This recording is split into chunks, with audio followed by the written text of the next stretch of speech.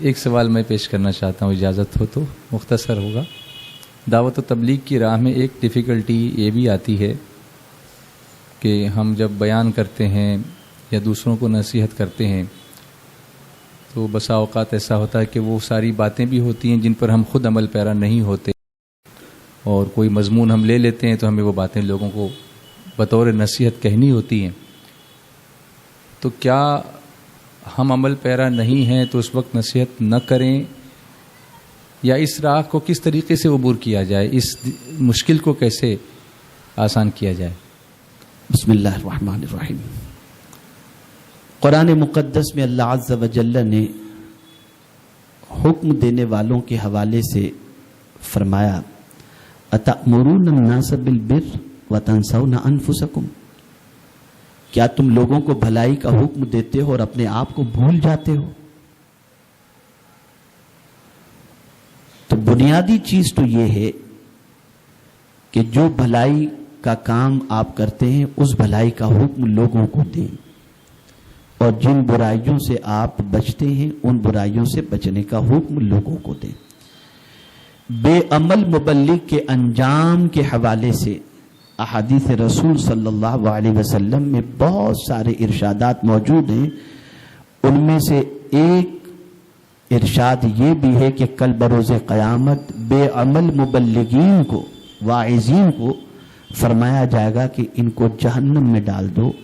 جب ان کو فرشتے لے کر جہنم کی طرف جا رہے ہوں گے تو کچھ لوگ کہیں گے آپ اور جہنم میں، آپ کے بتانے پر تو ہم سیدھے راستے پر آئے۔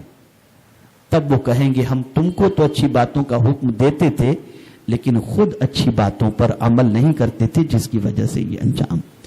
ایک اور روایت ہے کہ بے عمل واعظین کی زبان کو آگ کی کینچی سے کاٹا جائے گا، یہ بھی فرمایا گیا۔ تب سوال یہ پیدا ہوتا ہے کہ کیا ہم دعوت و تبلیغ کا کام نہ کریں؟ یہ بھی سوال سرکار صلی اللہ علیہ وسلم کی بارگاہ میں کیا گیا تھا کہ اگر کوئی عمل نہ کرتا ہو اور اچھی بات بتاتا ہو تو کیا اسے بتانی چاہیے یا نہیں چاہیے؟ تو فرمایا گیا کہ اچھی بات بتا دو، خواہ تم اس پر عمل کرتے ہو یا نہ کرتے ہو، اس لیے کہ دیوار پر نصیحت لکھی ہو تو قبول کر لینا چاہیے، دیوار تو اس پر عمل نہیں کرتی، دیوار تو اس پر عمل نہیں کرتی۔ لیکن ساتھ ہی ساتھ یہ بھی ہے کہ اپنے عذاب اور اپنی آخرت کی تباہی کی فکر کرتے ہوئے چاہیے یہی کہ جو ہم کہیں وہ ہم کریں، یا جو کرتے ہوں وہی ہم کہنے کی کوشش کریں۔ انشاءاللہ العظیم اس کے عوض کے اندر دنیا اور آخرت دونوں میں اللہ عز و جل عزت اور سربلندی عطا فرمائے گا۔ باتیں وہی مؤثر ہوں گی جس پر عمل کرنے کے بعد دوسروں تک پہنچائی جائیں، اور اس کا فائدہ انشاءاللہ لوگوں کو نصیب ہوگا۔